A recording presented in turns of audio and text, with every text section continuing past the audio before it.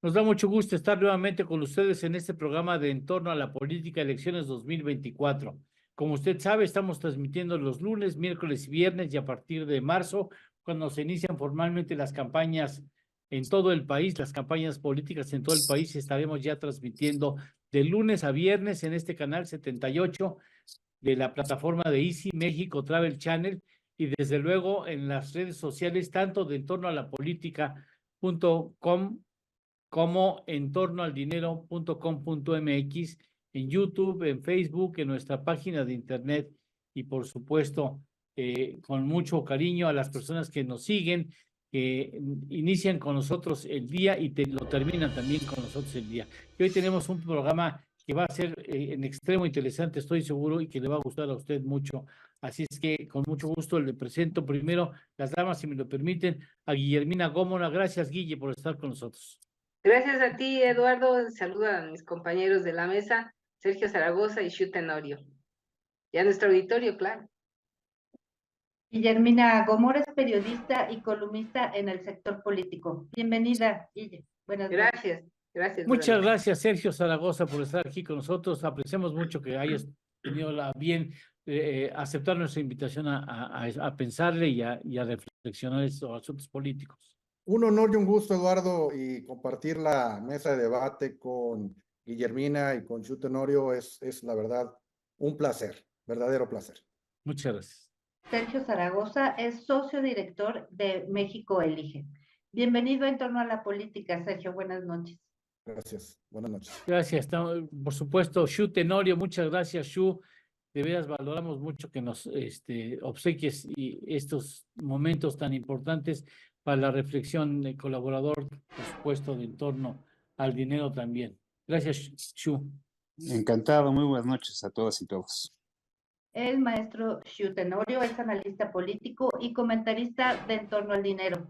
Bienvenido, Shu. Buenas noches. Gracias, Vero. Buenas noches. Pablo Álvarez y Casa, gracias en la parte económica. Gracias por estar con nosotros, Pablo, colaborador de En torno al dinero. Hola, buenas noches a todos y saludo a los colegas de la mesa. El maestro Pablo Álvarez y Casa Longoria es economista, comentarista de En torno al dinero y columnista en El Universal. Bienvenido, Pablo. Buenas noches. Hola, Verónica. Buenas noches. Gracias, por supuesto, a nuestros colaboradores permanentes, Verónica Herrera, gracias, Verónica, y Juan Núñez Caso, gracias. Si usted pregunta por Leti Razo Gómez, le digo que lamentablemente tiene un vértigo político y hoy no se puede presentar aquí, posiblemente mañana tampoco, porque tiene un vértigo que le hace pensar que todo el tiempo está temblando, y como usted sabe que le aborrece y a los temblores preferimos que no estuviera aquí con cara de susto, que ya de por sí las circunstancias políticas propician que uno tenga esa cara permanentemente. Pero bueno, la primera pregunta me gustaría mucho, si me lo permiten, los caballeros, primero las damas, ¿cómo sientes ya el inicio de las campañas? ¿Sientes que hay ventaja importante en la candidata oficial? ¿Que eso es un mito? ¿Que está muy asustado el presidente de la República? ¿Cómo sientes el ambiente, Guille? Gracias, Eduardo. Yo creo que no hablamos de un inicio, sino de una continuidad de la campaña, porque la campaña está desde hace 2 años, 3, y me apuras mucho. El presidente se convirtió en el gran estratega de esta campaña, y hoy, pues, los tiempos electorales que van marcando la pauta, pues lo han colocado todavía más al centro de la estrategia del partido oficial de Morena, de esta coalición Sigamos Haciendo Historia. Claudia está ahí, pues que ella atenta a las indicaciones de su líder moral y político, Andrés Manuel López Obrador. Ella va a arrancar la campaña, delineó un poco, esbozó el domingo pasado que hizo su registro en el INE por dónde llevaría su proyecto político. Yo creo que su proyecto político está marcado por las 20 iniciativas que mandó el presidente al Congreso para las reformas constitucionales que quiere hacer. Tenía ahí o tiene a Juan Ramón de la Fuente coordinando un proyecto que me parece que quedará al margen, porque el presidente ha marcado ya la directriz por donde quiere que vaya la campaña, y de ganar la elección por donde quiere él que vaya su gobierno. A Xóchitl Gálvez, que se registró el día de ayer, me gustó verla, la veo más empoderada, más trabajada en la parte de la imagen pública, de su discurso. Fue un discurso breve, sólido, con frases que marcaron ahí. La que se destacó más fue la que donde le pide al presidente que saque las manos de la elección, el pésame que dio por la muerte de Carlos Ursúa. En fin, veo a una Xóchitl diferente, más empoderada, y Sergio ahora nos dirá, él que es experto en el tema de los números. Yo creo que esa brecha de las encuestas se acortó definitivamente. Claudia llegó a su tope, a ese famoso 50% que han venido presumiendo desde el año pasado.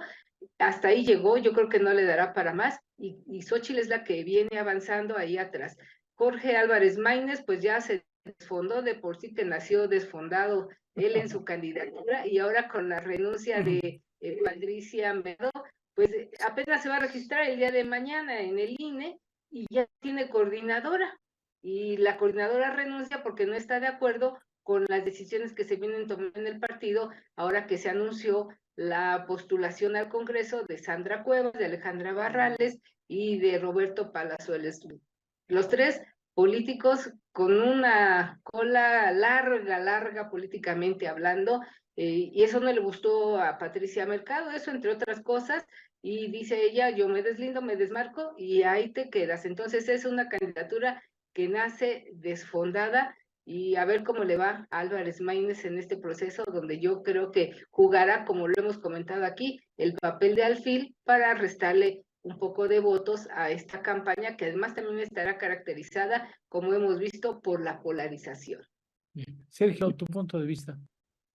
Bueno, coincido con Guillermina en mucho de lo que ha dicho. Efectivamente, creo que se han visto tiempos muy interesantes en el tema de las estrategias político-electorales. Una Xóchitl que empezó un poco secuestrada por los partidos. Yo veo una Xóchitl del discurso del Ángel de la Independencia cuando le dan el nombramiento de coordinadora del Frente Amplio por México. Los partidos la secuestran. Y luego vemos otra Xóchitl que al inicio de año resurge con el tema de seguridad pública y se vuelve a poner en el ánimo de la sociedad civil. Cuando los partidos la secuestran, pues obviamente le sigue hablando los mismos públicos, el PAN, el PRI, el electorado que ella ya tiene conquistado, y se ve, por lo menos en las encuestas de México Elige, se ve que se pone plana, no crece para nada, tampoco cae, es decir, conserva su voto duro, alrededor del 38% más o menos en ese entonces,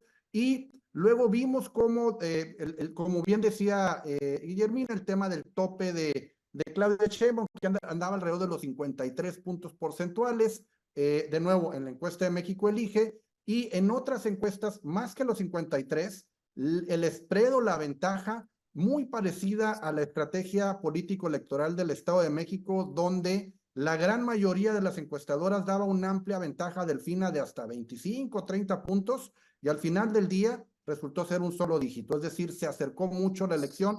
¿A qué obedece ese tipo de estrategias en cuanto a encuestas y números? Básicamente obedece a tratar de cantar el resultado como ya listo, ya hecho, demasiada la ventaja como para que la gente no salga a votar a las urnas. En este caso, la ventaja que dan muchas casas encuestadoras de 50, 60 puntos, hasta 60 puntos, una de ellas, pues básicamente es una ventaja increíble, increíble no por el mote de que esté muy amplia, sino increíble porque ni López Obrador en su mejor momento, ni incluso Fox, que fueron verdaderos fenómenos electorales, tuvieron ese spread. Ahora resulta que Claudia Sheinbaum es mejor candidata que López Obrador, pues digo, ahí donde está la incredibilidad de ese tipo de cifras que se presentan. Entonces, de nuevo, volviendo a las estrategias electorales, vimos otra Xóchitl a partir del 1 de enero, el tema de seguridad pública lo agarra, lo abraza y vuelve a platicarle y vuelve a hablarle a la sociedad civil, que fue la sociedad civil la que la puso como candidata, porque prácticamente fue la sociedad civil que juntó las firmas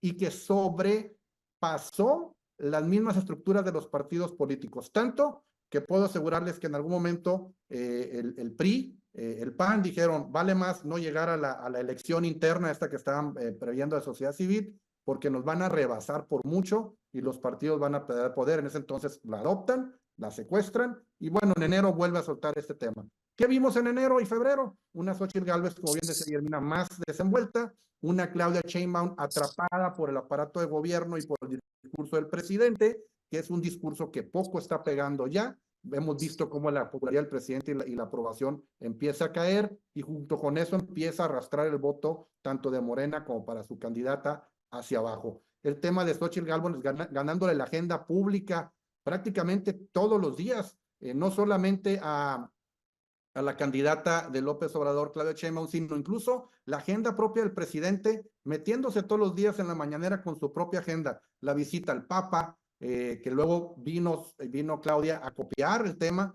Vemos toda una situación de una campaña espejo ante una campaña que no ha despegado y que está topada, incluso una candidata de Morena, pues vistiendo huipiles, usando la figura de la Virgen de Guadalupe, haciendo el tema de lo del Papa. Entonces, en la cuestión de estrategia político-electoral, veo muchas cosas muy interesantes en esta campaña hoy de Claudia Sheinbaum. Veremos si ya iniciando el 1 de marzo toma su camino la candidata, ahora sí de manera independiente, tratando de desmarcarse un poco del presidente, que espero que así sea por propia salud de su campaña política electoral.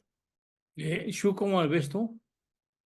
Pues mira, yo quisiera resaltar tres aspectos, retomando lo que han dicho Guillermina y Sergio. Primero, estamos en este conteo que ya se está haciendo clásico aquí en Entorno a Política, estamos a 15 domingos de la jornada electoral. El 1 de marzo, que inician las campañas, seguramente vamos a ver muchas encuestas publicadas, nuevas. Aquí yo quisiera hacerle referencia a nuestro auditorio que no todo lo que les llega con gráficas, números, tendencias es una encuesta. Vamos a ver muchas cosas en WhatsApp, en redes sociales, en X, en Facebook, que son propaganda.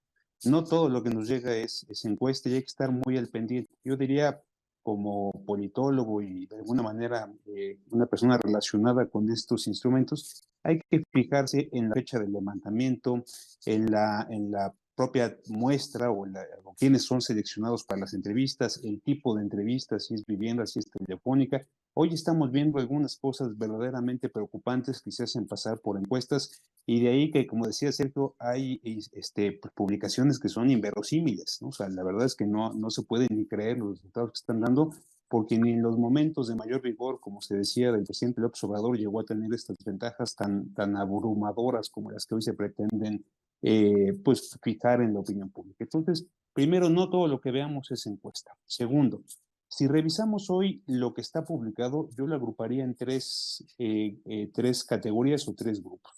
Las que están dando una ventaja, digamos, lapidaria a Claudia Sheinbaum, de 30, 40, hasta 50 puntos de ventaja, que son, como ya se decía, inverosímiles, que son difíciles de creer esa categoría. Otro sector donde están muchas de las encuestadoras más reconocidas, que están dando una ventaja entre 15 y 20 puntos, que podríamos decir que es discutible, pero que digamos, al final del día hay una reputación, una metodología, hay algo que se puede defender.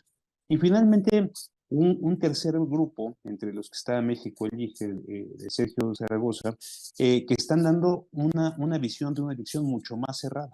Ahí está GEAISA y también empresas muy respetadas que están diciendo probablemente ya estemos cerca de una diferencia de 10 puntos o menos, ¿no? De un dígito. Entonces, hoy es lo que está, digamos, un poco sobre la mesa y nos hace ver elecciones muy distintas. Y esto me permite ir al tercer punto, y es que las campañas importan. O sea, las campañas, si se aprovechan, si las campañas sirven para posicionar un mensaje, para contrastar posiciones, para convencer al electorado de ir a votar, pues las campañas pueden influir.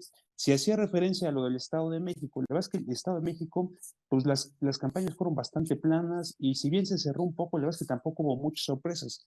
Pero si el 1 de marzo o a partir del 1 de marzo vienen mensajes contundentes, vienen provocar o una provocación de emociones en el electorado, la verdad es que hay un sector importante de la población que no está contento con lo que está pasando en el país y que podría votar. Ya pasó en el 21 en la Ciudad de México. La pregunta es si las campañas harán o no diferencia. Es una campaña relativamente corta, ¿no? Decía yo, estamos a 15 domingos de elección, y si el equipo de Xóchitl Gálvez, su coalición, están preparando por ahí sorpresas, se puede poner interesante, porque ya hay encuestadoras que nos están poniendo un escenario competido. Tengo 1 minuto y medio antes de ir a una pausa. Pablo, en un proceso preelectoral muy reñido, influye en el comportamiento de la economía? Mira, yo creo que eh, depende de la expectativa que genere de conflicto, ¿no? Eh, no hemos tenido ya procesos de este tipo. El último, digamos, proceso complicado eh, fue y se resolvió rápidamente, fue 2006, donde no hubo realmente alteraciones del tipo de cambio ni movimientos importantes. El otro, digamos, momento fue el 2018, pero fue después de las elecciones por la decisión de cancelar el aeropuerto, que generó ruido entre los inversionistas. No fue por un proceso electoral, ¿no? Ahora, la historia pasada tampoco es resultado o es guía para el futuro. Aquí sí depende de cómo se está presentando el conflicto político. Y en ese sentido, las 20 iniciativas que mandó el presidente el 5 de febrero sí prendieron un foco de alarma importante. Y en ese sentido, la respuesta de la ciudadanía a esas propuestas el 18 de febrero sí habla de un interés político, pero también de un conflicto potencial que esperemos que las autoridades electorales sepan manejar bien, ¿no? Un árbitro que sepa manejar el partido. Permítame una pausa. Vamos a una pausa y regresamos. Son las 21:17.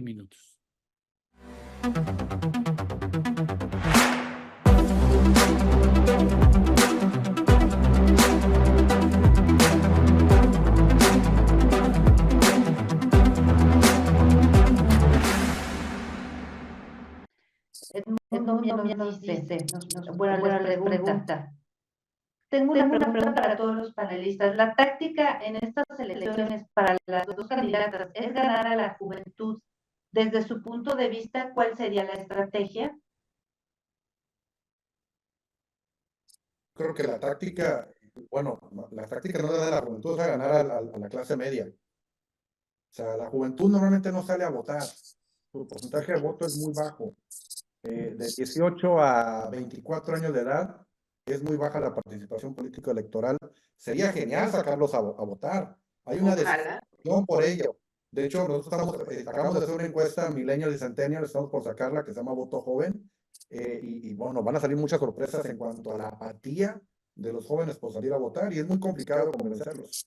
Pero ahí sí, la clase media es importante, porque es la que de alguna manera, si se logran sacar esos 40, 50 millones de personas que están en clase media, esto es otra cosa, como sucedió con Fox y como sucedió con López Obrador. Son determinantes la clase media para sacarlos a votar, porque ojo, los partidos no pueden sacarlos a votar, porque no pueden ir a una clase de clase media y decirle, te compro tu voto o te agarré, ¿sí? O sea, es un convencimiento y una emoción. Es una gran área de oportunidad para los partidos políticos. Estamos hablando de casi 16 millones de votos en caso de que los jóvenes salieran a votar. La verdad es que sería un gran logro de nuestra clase política convencer a los jóvenes de que salgan y voten por quien quieran, pero que voten. Al final del día. Resortes, hay que encontrar los resortes. Sí. Y bueno, el Movimiento Ciudadano trataba de apostar un poco ahí con un candidato joven como era el gobernador de Nuevo León. Sin embargo, se cae esta.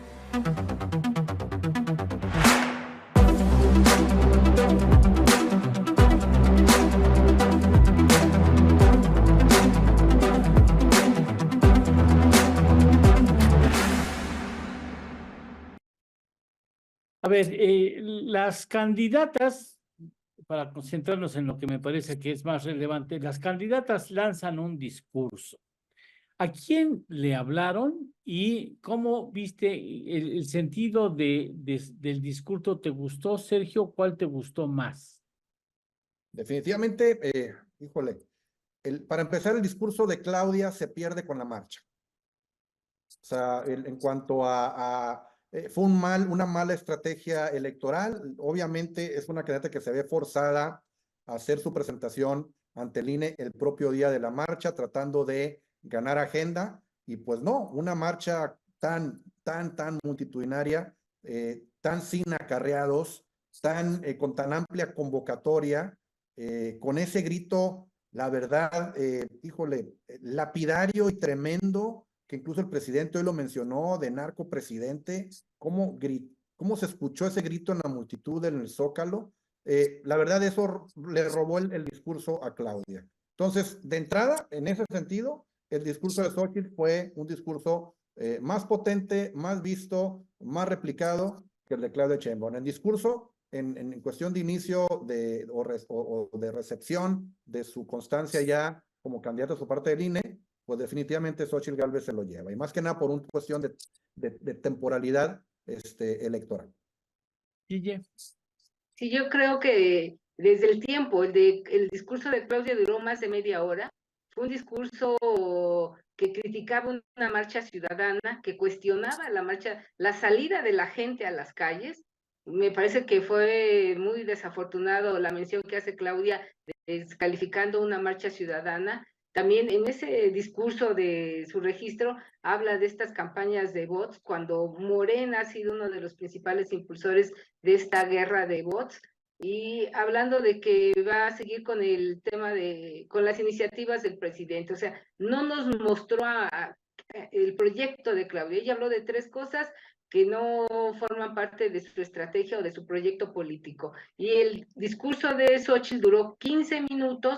Fue un discurso, insisto, con frases muy directas, contundentes, reconociendo la participación ciudadana, hablando del tema de la inseguridad, del crimen que agobia a gran parte del país y que hoy desafía al gobierno de la Cuarta Transformación, y también exhortando al presidente varias veces a que no se meta en la campaña, que saque las manos, diciéndole: presidente, usted no va a estar en la boleta, saque las manos de la elección. Entonces yo creo que Xóchitl en este caso, me parece que en ese primer round, en lo que fue el registro, el discurso de Xóchitl fue mejor que el de Claudia, por las razones que acabo de mencionar.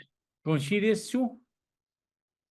Fíjate que hay una parte que me parece muy relevante de lo que destacan mis compañeros de la mesa y que he reflexionado en los últimos días sobre ello, y es que me parece que en Morena se están equivocando en pensar que este es un momento en el que están solamente ellos participando.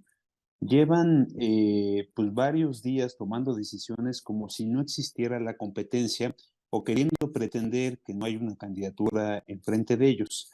La realidad es que, como ya se mencionó, en las últimas semanas han ido perdiendo pequeñas batallas importantes, han ido perdiendo la discusión de la agenda pública, y me parece que lo del domingo fue sin duda un error. Haber planeado este evento casi en paralelo a la marcha supone que alguien no tomó la decisión pertinente de buscar un espacio donde brillara solo a la candidata de la coalición Morena, PT Verde. Definitivamente fue opacado el discurso y el evento que se realizó en el INE el pasado domingo, y pues de alguna manera se mostraron reactivos frente a lo que estaba pasando en la marcha.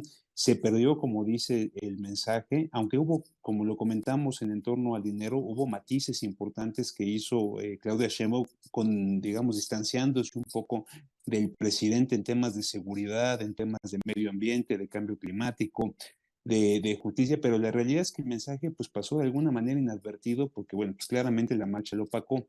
En cambio, en el espacio que tuvo Xóchitl, que prácticamente estuvo sola el pasado martes, pues pudo fijar algunos mensajes importantes. Yo hubiera hecho mucho más variada la convocatoria. Me parece que nuevamente hay una presencia exagerada de los partidos.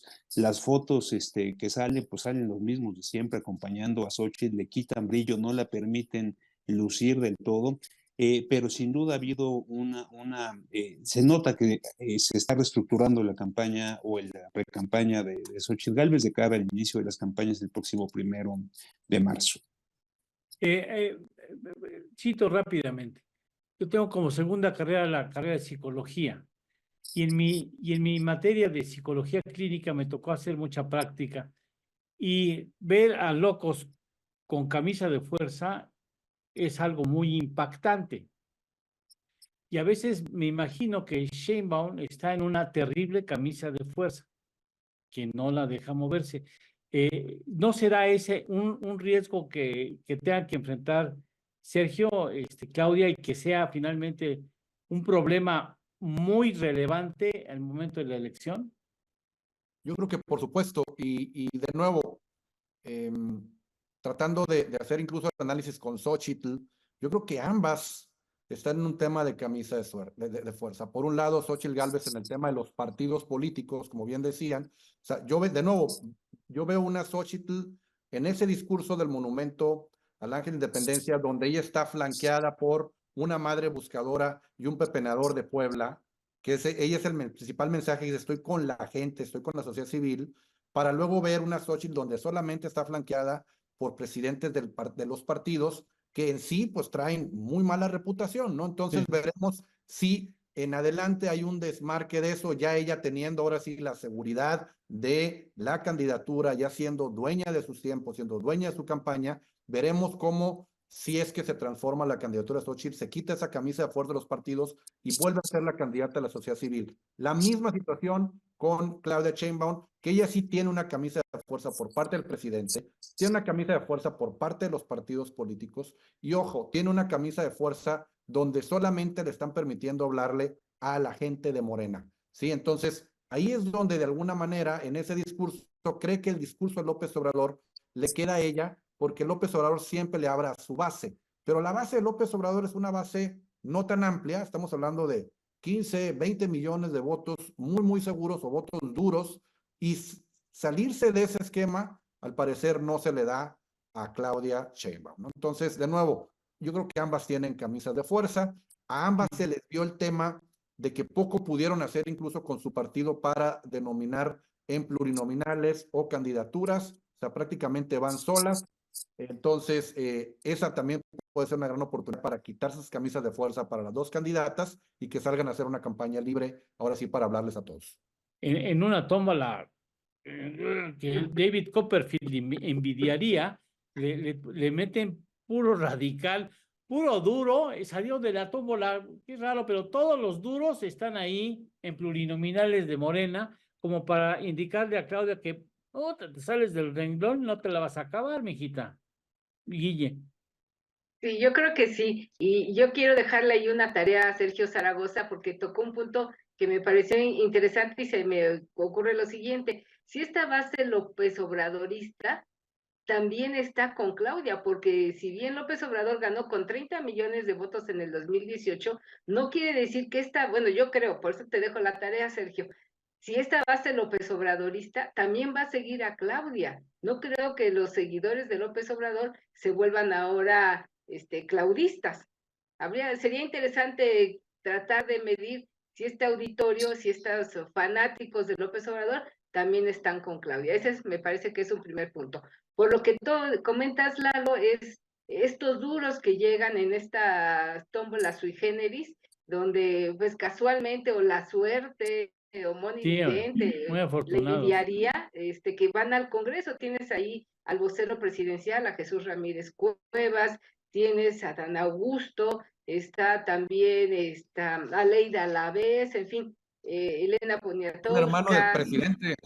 el Sí, hermano del hermano del presidente, presidente, sí, claro. José Ramiro, está Américo Villarreal en Santiago, el hijo del gobernador de Tamaulipas, en fin, me parece que Epigmenio Ibarra, ¿no? Que ha sido, pues, gente muy cercana y beneficiario de la Cuarta Transformación, con recursos abundantes para su productora Argos, incluso con la dispensa millonaria de impuestos, que el presidente dice que a nadie se le iban a dispensar impuestos, y resulta que Epigmenio incluso hasta le dan un financiamiento millonario, ¿no?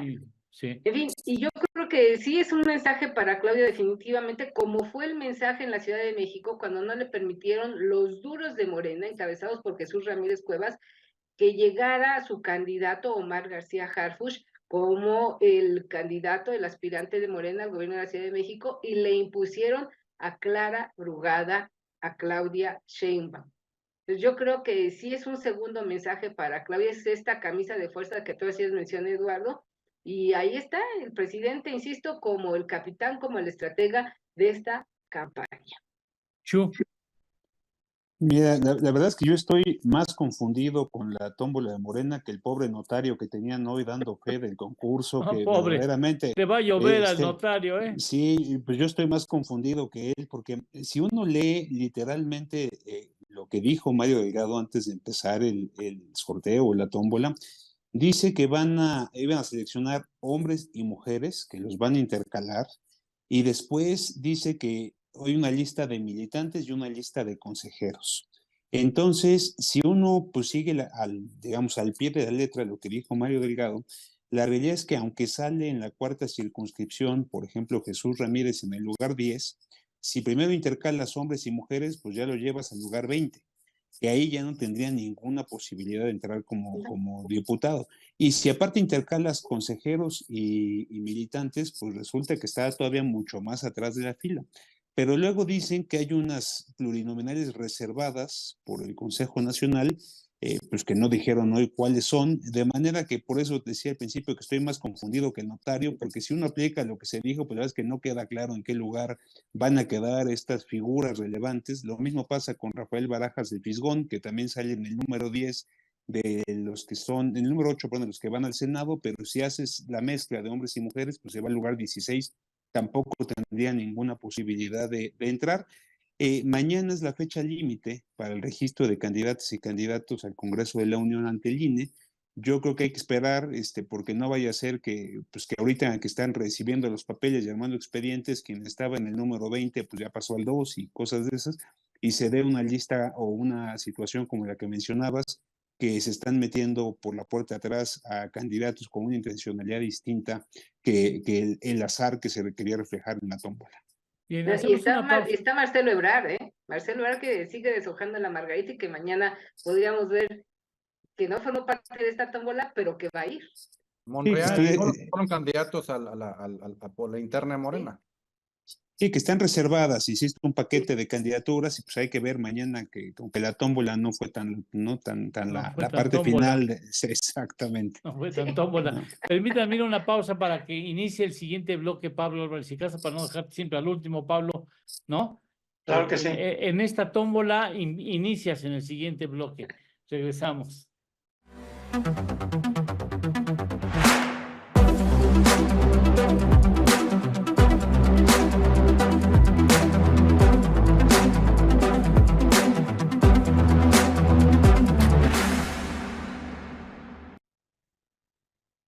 Mira, aquí por Facebook Valeo dice, Pigmenio va al Senado, no vaya a ser que le vayan a cobrar los 130 millones de pesos.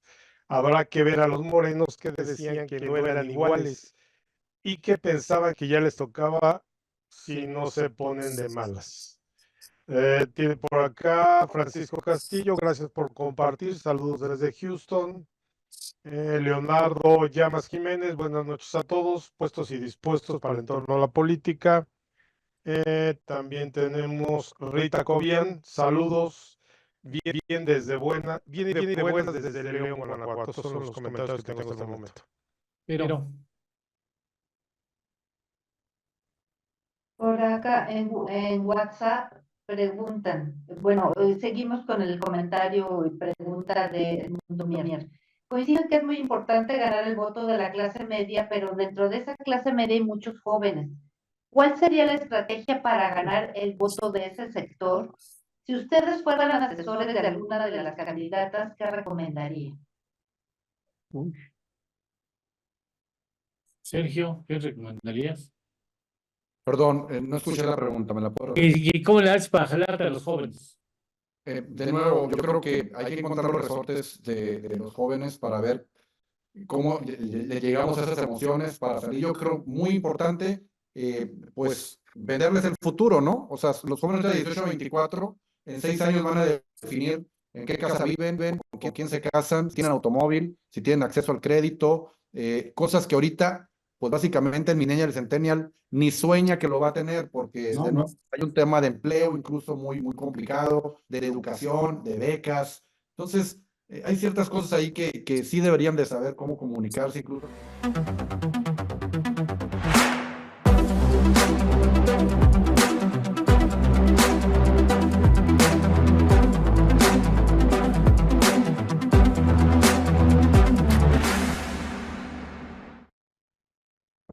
¿Alguna de las candidatas, para hablar de lo relevante en esta terna de candidatos hasta el momento, Pablo, el conocimiento económico jugará en favor de la consideración del voto?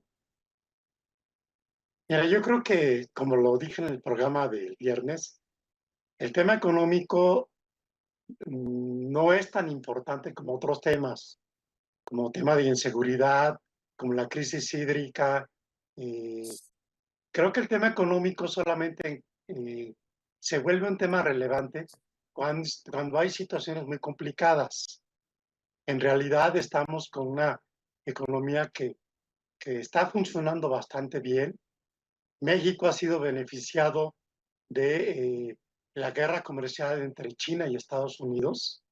De hecho, gracias a eso es el principal socio de Estados Unidos, ¿no? Hay la esperanza de la relocalización con el nearshoring, que ha generado una gran expectativa de inversiones. La inflación va a la baja a pesar del repunte de los últimos 2 meses. Hay crecimiento de los salarios reales. La encuesta que salió hoy de establecimientos comerciales y de servicios, hay un fuerte crecimiento del salario medio real en estos sectores económicos muy importantes. Entonces, yo creo que más bien dicho, como decían mis colegas, lo que está pesando mucho es más bien dicho la incertidumbre futuro, porque no sabemos si esta situación va a perdurar con el tiempo. Y hay ahí como algunos nubarrones feos, ¿no? No sabemos qué va a pasar con el tema electoral en Estados Unidos. El señor Trump viene con una política muy agresiva en el tema comercial. En el 26 se renegocia el TEMEC. Hay un conflicto importante en las relaciones con Estados Unidos, un deterioro importante en la relación. Creo que son otros temas, no los económicos de este momento, los que van a pesar realmente en las cuestiones electorales. Y hay un tema también de vacío. No hemos podido oír propuestas porque la ley impide hacer propuestas. Ya vendrán, ¿eh? Sí, si uno quiere ver las propuestas, sí lo puede hacer si consulta las plataformas de los partidos, pero los candidatos no pueden hablar abiertamente de propuestas, ¿no? Bueno, las propuestas de Claudia ya las conocemos, ¿no? Sí, ya. Son 20 iniciativas. Sí, ya tiene una tarea, ¿no? Ya. Como que le están cercando ahí el margen de movilidad. Bueno, tú bien lo señalaste, Sergio, las dos partes tienen camisas de fuerza. Qué ciegos los partidos políticos, que los clasemedieros, nosotros ya estamos hartos de los partidos políticos, hartos de los políticos. Y van a sofocar, van a matar a la gallina de los huevos de oro, ¿eh? Se van a quedar sin nada si siguen viendo primero por sus intereses y no por los intereses de la nación en su conjunto, ¿no, Sergio? Es correcto, y de nuevo coincido con Pablo en el tema de economía. Nada más una situación. En este mes, en febrero, la medición de México Elige es la primera vez en 7 años que nosotros estamos midiendo que el tema de economía en el problema, en la pregunta de que cuál es el principal problema de tu familia, en 7 años había sido el tema económico, mes a mes. Ese es el primer mes que el tema de seguridad pública pasa el tema de problema familia en economía. O sea, fue algo increíble porque es la primera vez que cruza esto en 7 años. Es decir, las familias ya están viendo afectado por encima de su economía con el tema de la seguridad pública en sus familias. Y de nuevo, probablemente el tema macroeconómico esté muy bien, pero el tema microeconómico en la pequeña empresa que se ve todos los días, también un 60% de los entrevistados dicen que conocen a alguien que está expuesto al tema de la extorsión en sus negocios. Entonces, eso es prácticamente un tipping point en la elección en cuanto a economía. El candidato que asegure que va a proteger a la clase media, que es la trabajadora, que tiene sus negocios, estas personas que vendían pollo en la calle, las dos microempresarias que asesinaron, el carnicero que asesinaron por falta de pago sí. en Guerrero. O sea, son personas que todos los días se levantan a trabajar, sudan la camiseta y se ven expuestos a que por trabajar y no pagar un impuesto al crimen organizado, los asesinan. Ese tema va a ser muy importante en esta campaña y ver si la candidata de Morena continúa con el tema de abrazos y no balazos hacia esos delincuentes. Porque creo, Guille, creo que la candidata de Morena, creo que no tiene eso en la agenda, ¿no? No, ella ha hecho, cuando le han preguntado el tema de la seguridad, dice que va a continuar con la estrategia de que ha llevado hasta ahora el presidente López Obrador, o sea, seguiremos con los abrazos y los no balazos. Bueno. Y me parece que es muy importante cruzar esta variable de la inseguridad con la economía. Hay un informe que fue difundido profusamente, que fue el de Citibanamex, donde alertaban de la violencia en la contienda electoral, pero es una violencia que domina gran parte del país. Y si yo tuviera la oportunidad de estar en estos debates de que estarán los aspirantes a la presidencia de la República, les haría la pregunta que hoy por hoy, ¿quién tiene el poder en este país? ¿El gobierno o el crimen organizado? Yo creo que es importante definir quién tiene el poder, porque está demostrado que en muchos estados del país, desde los municipios, los gobiernos estatales, los controla el crimen organizado. Vemos lo que pasa en Guerrero, un estado fallido, en Michoacán, donde el precio del limón, del aguacate, de la guayaba, está sujeto a lo que diga el crimen organizado, porque ellos fijan las condiciones de cómo, cuándo, qué siembras, cómo siembras, cuándo lo sacas, a cómo lo vendes, y está la extorsión, que ahora el gobierno, en estas iniciativas que manda el Congreso, pretende ya tipificarla como delito grave, porque hoy no está así en el marco legal, y los extorsionadores pues entran y salen como una puerta giratoria, no es un delito que esté castigado de manera severa. Y me parece muy importante cruzar estas variables, porque de eso depende también el futuro del país y de la clase media y de los jóvenes, como lo señalaban hace unos momentos. Betty Razo Gómez, desde su vértigo, pregunta. Sheinbaum dice que Morena va a denunciar el pago de hashtag pagados de narcopresidente y narcocandidata. ¿Se puede? ¿Y cómo, a quién acusarían, Shu, tú que todo lo sabes? Pues mira, habría que verlo desde dos perspectivas. Una, pues es claramente lo que tiene que ver con la comisión de algún tipo de delito, en este caso hablando en la parte penal. Habrá que ver cómo configuran esta demanda, supuesta demanda, y veremos si la pueden llevar ante una instancia que tenga consecuencias más a quién está financiando, a quién está ejecutando. La otra es la parte de una demanda más en el ámbito del derecho electoral, que esta tendría que ser presentada pues, ante el Tribunal Electoral del Poder Judicial de la Federación. Por el tiempo en el que estamos, se podría presentar un juicio que se conoce como per saltum, que se presenta directamente a la Sala Superior, con la idea de buscar más que una sanción, buscar alguna medida precautoria. La pregunta es a quién quieren responsabilizar o a quién quieren demandar ante la supuesta comisión de estos probables delitos. Si lo que se pretende es decir que vienen de la campaña de la coalición que postula Xochitl Gálvez, me parece que está un poco complicado digamos, responsabilizar directamente a ellos de este tema. La realidad es que hoy lo menos legislado, sobre todo en materia electoral, es lo que tiene que ver con el ecosistema digital.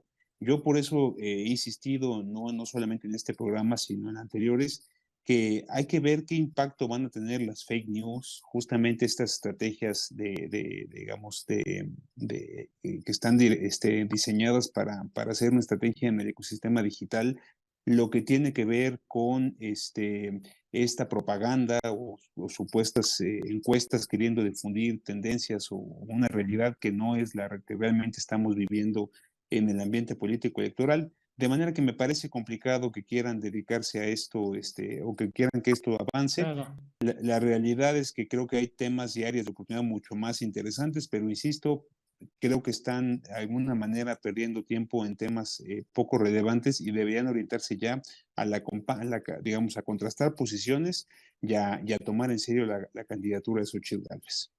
Si me permite, permítame, además déjame una cosa, acota a una persona del público que dice, José Luis Chávez dice, pero no dijeron nunca a qué presidente ni de qué país fue el narcopresidente. Y tienes razón, ¿no? Si no dices quién, entonces ¿a quién vas a demandar? Sergio. Narcocandidata Claudia 4, 72,500 post el día de hoy. Narcopresidente AMLO 4, 97,600. Tendrán que denunciar a cerca de 160,000 personas, algo prácticamente imposible. El propio reporte que hizo Mario Delgado, donde decía de manera internacional viene esto, no había más de 300 cuentas por países, es decir, mexicanos que viven en el extranjero de carne y hueso expresándose, que ellos los confunden con bots.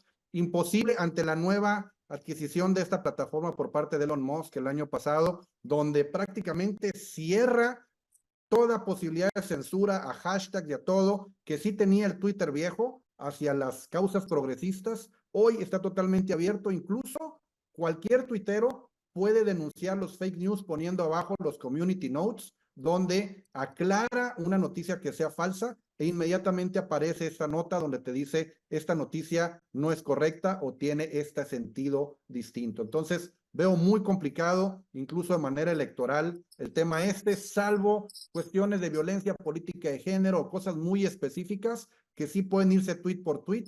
El tema del hashtag, en este sentido, definitivamente es orgánico, ¿eh? O sea, aquí se los digo con conocimiento de causa, hemos medido este tema y sí es la gente verdaderamente, ahora sí que enojada y con un plus, el presidente y la candidata dándole vuelo a este mismo tema, lo hace que se vaya más grande y la estrategia creo que en esto también es incorrecta. Guille. Yo creo que se están dando un balazo en el pie porque ellos han promovido estas campañas de descalificación y de polarización en los 5 años del gobierno de la 4T. Hoy incluso el presidente propuso la semana pasada que iban a hacer una sección quincenal, quién es quién en los bots. Supongo que le empezarán la próxima semana porque esta no.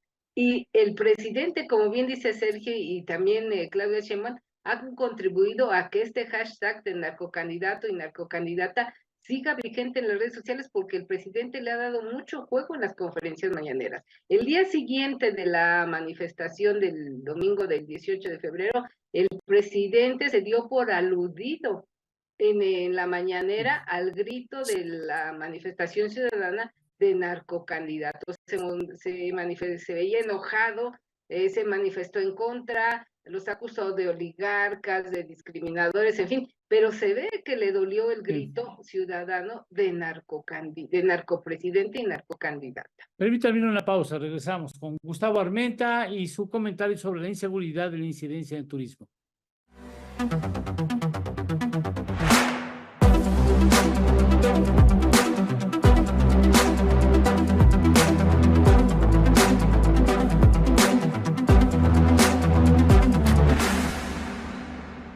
A ellos, sí. Les está fallando su estrategia. Bueno, no les está fallando, están siendo regados por las activaciones orgánicas, pues, ¿no? Punto. Y bueno, Ricardo Salinas Pliego, el dueño de TV Azteca, empezó a generar demandas en contra de quienes, de los bots que echaron a andar desde presidencia para desacreditar al Banco Azteca. Bueno, la Catrina Norteña es, por ejemplo, que tuvo que borrar, que ya lo ubicaron quién es, esta señora y todo, y tuvo que borrar los tweets en contra del Banco Azteca porque es duro Ricardo Salinas en ese tema, ¿no? Sí. De hecho, le ganó la denuncia de violencia política de género a la senadora, esta Citlali Hernández, sí. La realidad es que el tema de Banco Azteca es muy interesante porque si tú quieres desestabilizar un banco, es un tipo penal que está, digamos, tipificado con pena privativa de libertad. Entonces se metieron en un asunto que va más allá de lo estrictamente digital y de ahí que hayan tenido que borrar varios tweets y varias cosas y acabar con esa campaña, porque, bueno, pegarle al sistema financiero de cualquier país, pues va más allá de una lógica electoral, ¿no? A mí lo que me parecía interesante en este pleito es que Ricardo Salinas con este equipo, como lo señala Shu, fue haciendo público en las redes sociales las granjas de bots que tiene Morena y que controlan desde la oficina de Jesús Ramírez Cuevas. Eso me pareció muy interesante de cómo fueron ubicándolas. El gasto millonario sí está de aquel lado, ¿eh? Son 3 granjas de bots, una que está en Iztapalapa, una que está en Quintana Roo y otra que está en Querétaro. Más de 6,000 personas empleadas. Faltan dos.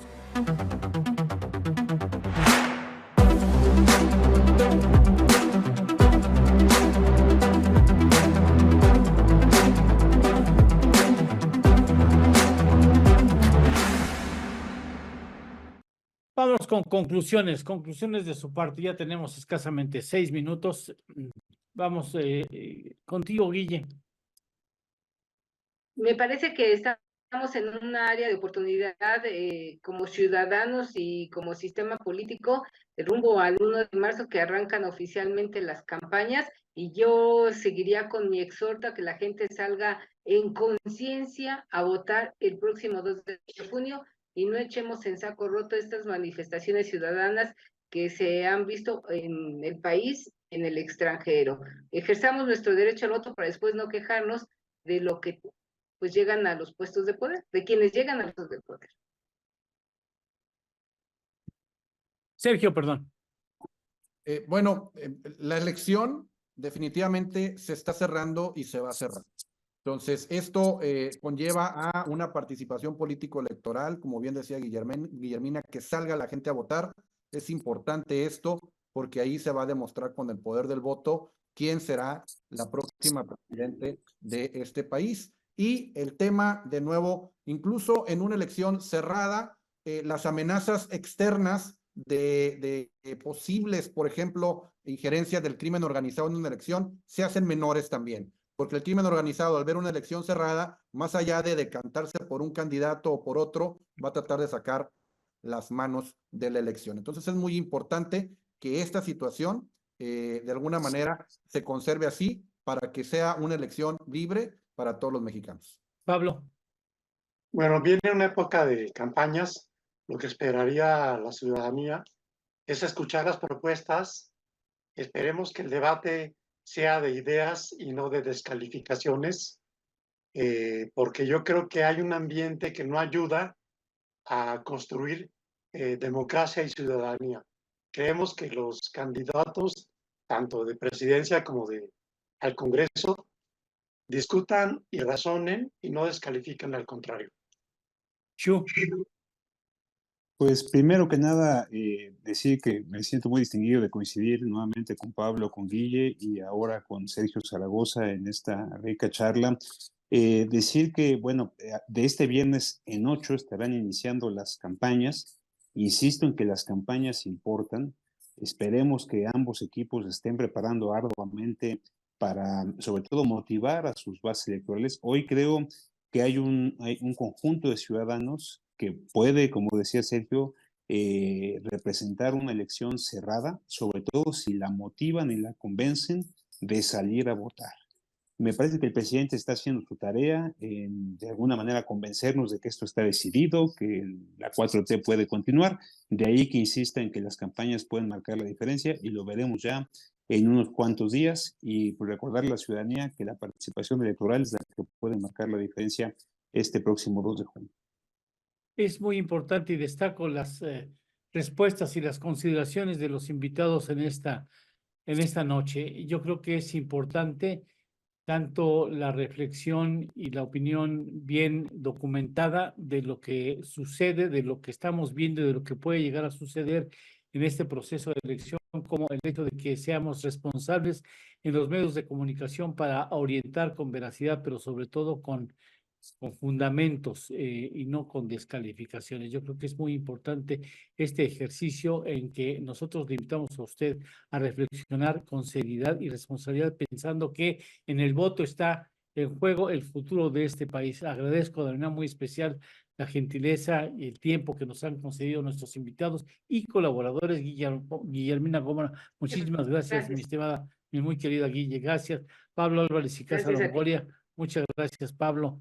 Gracias, Shu Tenorio, muchas gracias nuevamente por estar aquí con nosotros. Encantado. Juan Núñez Jasso, muchas gracias.